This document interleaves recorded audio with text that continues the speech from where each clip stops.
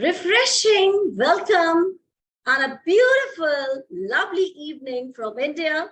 Welcome to Global Talk Show by Business Power Academy, Netherlands. And today we have an amazing speaker, and she is from beautiful country, Pakistan.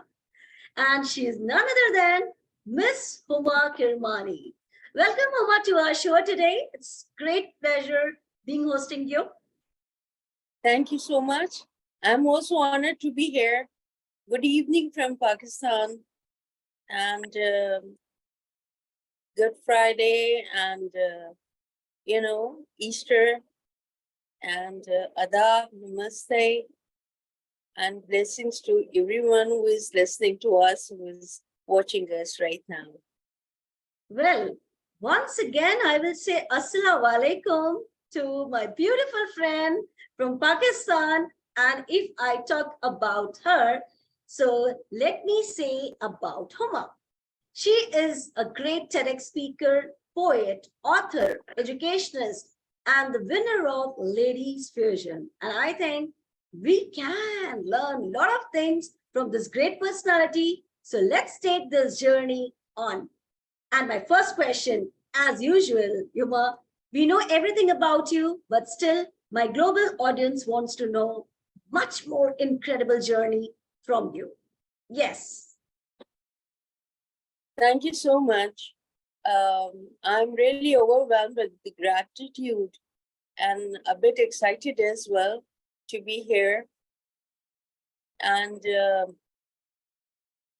the journey is long, and life is like roller coaster, bumps, ups and downs, sorrows, happiness, good and bad experiences, unexpected blessings from God, and betrayal of some of the good friends. But life is good. Life is unpredictable, and I have never thought that that once life will give me a basket full of so many blessings to be an author, to be a poet, to be an advocate of human rights and women empowerment. So, Charles Dickens' novel, that is Great Expectations. I also had great expectations from life, but when I tried more, when I strove hard to get what I was expecting from life, it seemed to me that thing is just being, getting far and far away from me. But I never give up, and still I don't believe in giving up easily. So I was born in a family that my father was not an Orthodox, but I never have understood him. He was so eager to educate me, to help me in getting good education. But on the other hand, when I wrote my first poetry at the age of 17, I always quote this. This is what I would like to mention here, that life is unpredictable. So he asked me that, have you written this poetry by yourself? I said, yes. So he said that I don't want you to write it again because I don't want the girl.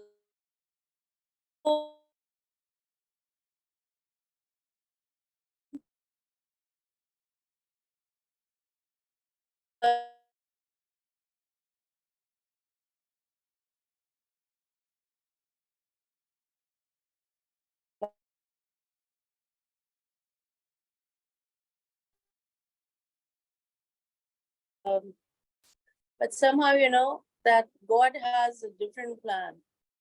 So I would say that rejection by a human being, even if they are your parents, but God's plans are far, far, far above than what He has written in the book of destiny. So my destiny was to be a writer, And I'm so grateful to Almighty that He has fulfilled all my dreams, to be a writer, to be a poet, to be an advocate of human rights, to be.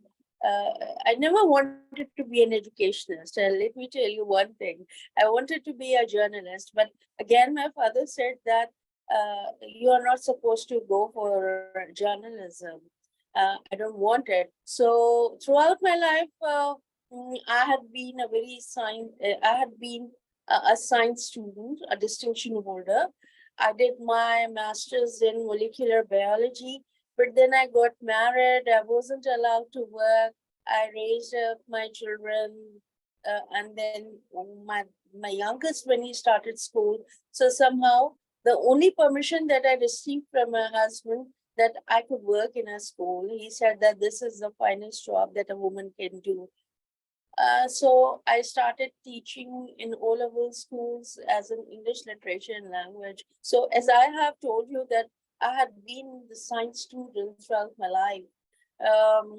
So when I went for the interview, the owner of that O-level school, he said that you are a science student. You did your master's in molecular biology and you wanted to teach English. So I said that because I wanted to do my master's in English literature and linguistics, but my father said, no, you're supposed to go for a master's in molecular biology. So this is it. So I started my career as an English language and literature teacher, and it's past 20 years that I've been teaching in different O-level schools here in Karachi, Pakistan.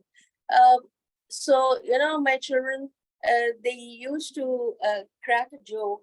They said that, Amma, we all have passed our schools and you're still at school. And you were the students. So somehow, as far as my TED talk is concerned, there is a college in Lahore, which is Kenneth College, and they were having a TED talk, and they asked me to come. So I flew to Lahore from Karachi to Lahore, and the organizers. One day I received a message from them that the TED talk, the forum is asking about to publish your TED talk. So I was surprised. I said, "My." Is it going to be published on the International Forum of TEDx? They said yes. So somehow I became the TEDx speaker. And there are many things, but I would say one thing here that what is in your destiny, what God has planned for you, it will ultimately come to you no matter sooner or Exactly. later. Yeah. Very true. Very true. So, Yes. Huma, this is really great, and I am so surprised that after having lot of hurdles in your life, because as you said, how you have moved into TEDx, what you were doing, so it's just like moving on, and it's really inspiring. And I'm sure people who are watching us live today, and those who will be watching this video later, they're going to get a lot of positivity, lot of zest, lot of zeal from your life, and they will move forward after listening to you. Well, moving to this beautiful journey of Global Talk Show, Huma, in everybody's life, challenges are the worst thing, the best friend. But in your life, what kind of challenges you had faced and how? The important thing is how you have overcome those buddies, you can say, or your challenges. And trust me, people will love to know those challenges from your life, and they will get somehow that courage to move on. So, kindly enlighten us with those beautiful things of your life, too.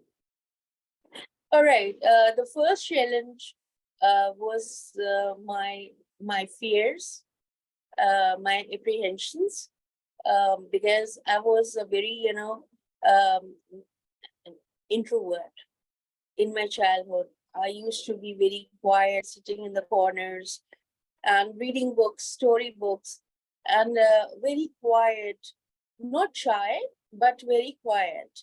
And I hardly have friends because I mostly feel that if I'll talk to somebody, they might not like what I would say. So the first challenge in my life was my own apprehensions, my own fears.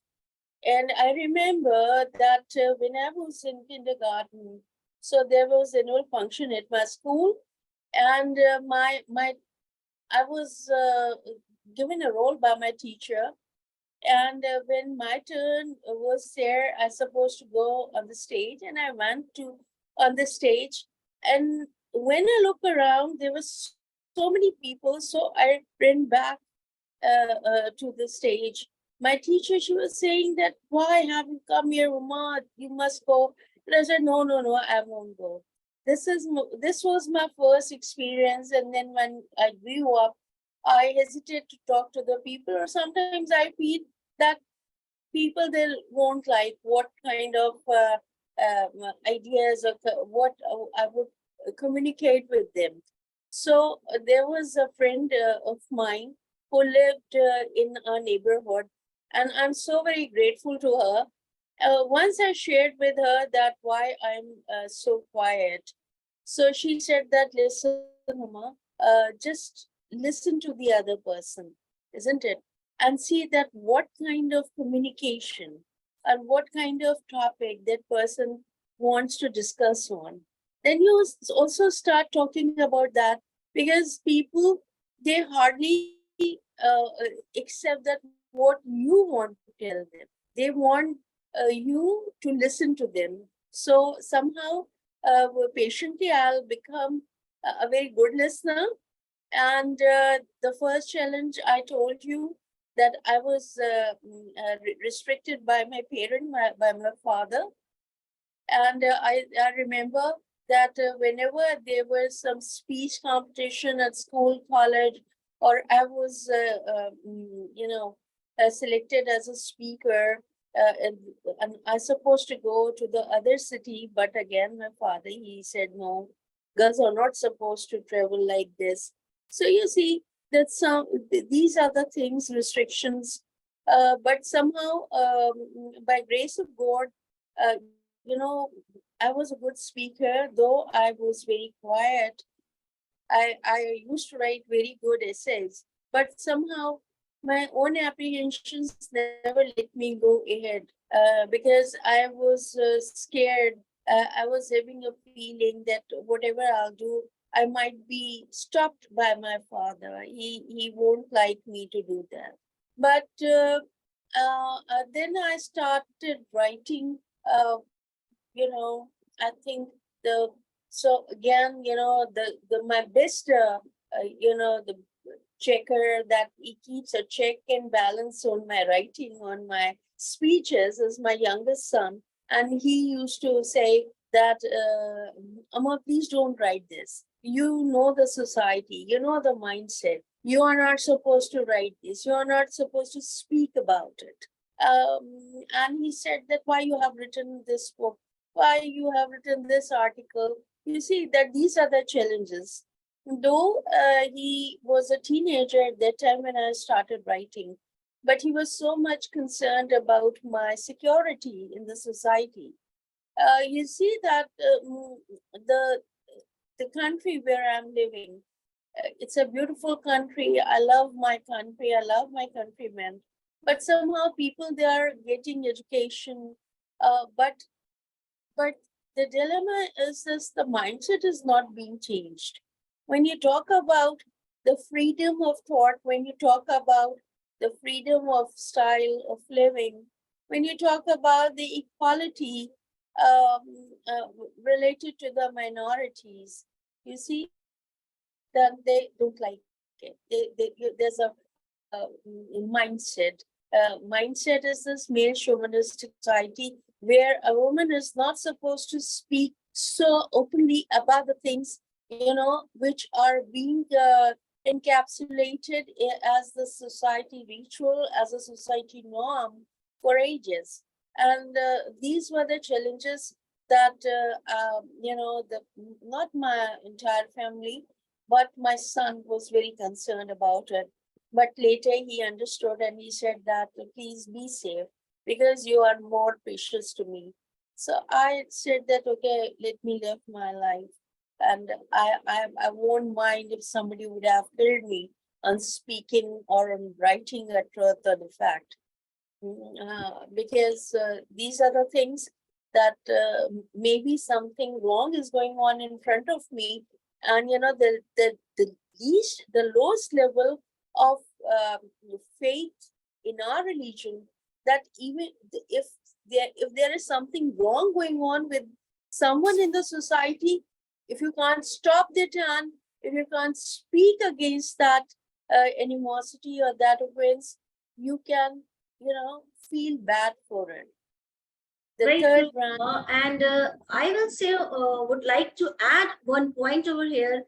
The way you were going on in your life, the way you were moving on in your life is really, really amazing. And I will say the thing which you are doing for the society, which you have taken those challenges as your best buddies and still moving on.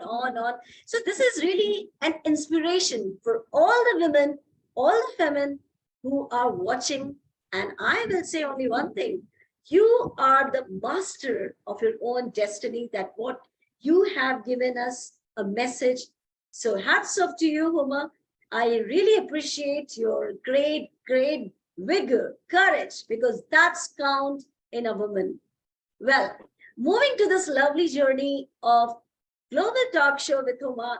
Huma, I would love to know about your mission. What is your mission and what you have planned for your years to come? All right. Um, you know, um, there's a poet of Urdu and Mirza Ghalib. And can I say something in Urdu? Because he said that हजारों ख्वाहिशें ऐसी कि हर ख्वाहिश पे दम निकले, बहुत निकले मेरे अरमान फिर भी कम निकले. In English, you can say there are numerous wishes that I long to have, and so many, my longings were fulfilled, but still I feel that some are left. So my wish, as a teacher, I was fascinated with rain, flowers, fragrance, beautiful things around. But you see that by the time my perspective had changed, and I was looking around, and I think that we must promote peace. We must promote that there should be a harmonious society beyond the borders, above the racial and religious discrimination. And my favorite is Martin Luther King. And I read his speech, which is very famous, I Have a Dream.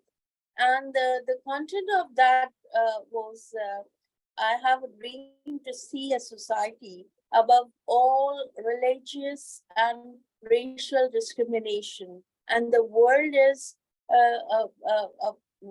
like a heaven beyond the borders. What are the borders? Just a straight geographical lines, isn't it? So that there should be peace and harmony beyond the borders, and there should be no discrimination. Everybody has got one's right to live freely, to breathe freely, and we all should promote peace, work for peace. This is my wish, to see the world and to see my women, my young girls empowered, and there should be something to relate with the child marriages in the society. Here in our country, the girls, they are being, forcefully married at the young age. So I, and the women, they are being killed for no reason in the name of honor. That is honor killing. So I want women, I always say, there is someone who told me that I have 4 daughters, and I have admitted them to the school. He is a very hardworking young man, and his financially is not strong. So I said that, you see that you are doing a great job. You have 4 daughters and you are just working hard to educate them. So I would say that all the young girls and the women, they must educate themselves, isn't it? Because education is the strength. Education is your power. Empower yourself with some of the what can I say, that with some of the professional endeavors, that this is my dream, that our women should be empowered, but by keeping all the traits of being a lady, isn't it? And this is my wish, that there should be no war, no hatred, and we should say to nuclear weapon war, because life is so small. Everybody should have a right to live freely and to educate our women, to educate our children. We should spend, like, you see, the countries which come in as the third world country, we supposed to spend more money on medical facilities and education, isn't it? You see that in COVID-19, the third world country system was collapsed because we are just having a rat race for the nuclear weapons, for wars of no reason, isn't it? Why don't we work on more medical and educational facilities? And this is my dream, that there should be a harmonious, a peaceful society all over the world, and we should all believe in one entity, that we all are human beings.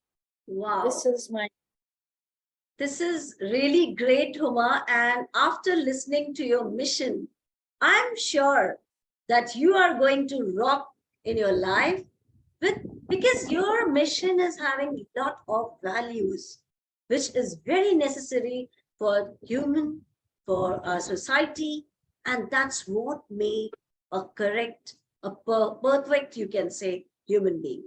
Nowadays, we are forgetting all the humanity or values in life. So this is really great to know about your mission, our vision.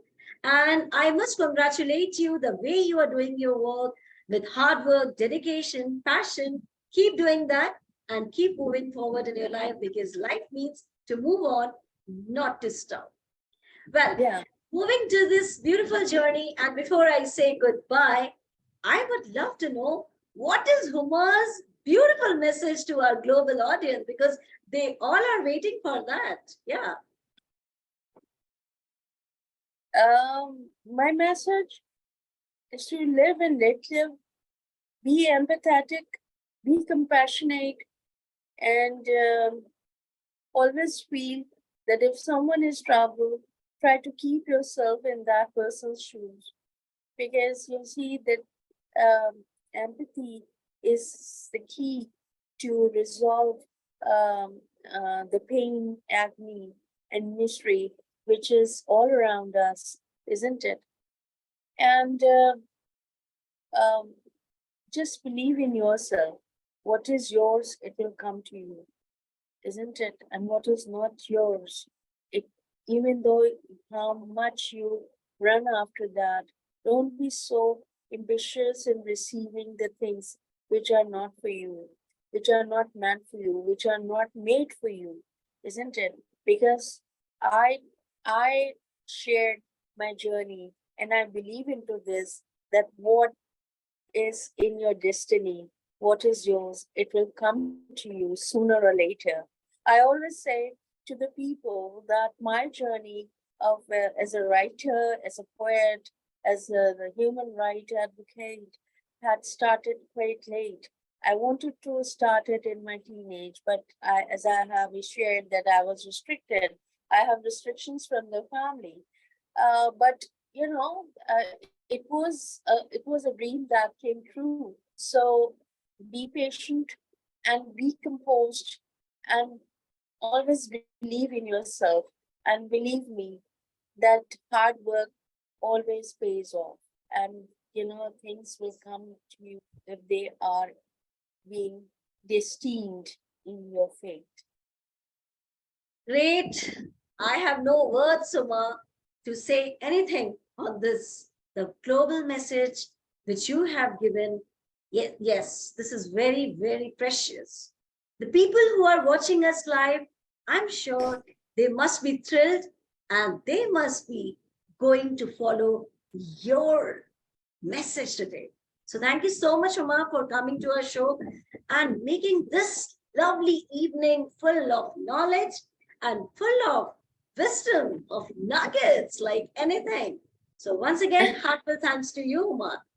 Thank you. Thank you so much. And I really treasure the time which I have shared with you here. And may we all live a happy and peaceful life. And I'm very grateful to Global Talk Show for inviting me here. It's a great opportunity for me, and I'm truly grateful. Thank you so much. Thank you, Uma, once again. And thank you so much, my lovely global audience, for always supporting us, always motivating us. Keep doing that. Bye-bye. Take care. Bye bye. Take care.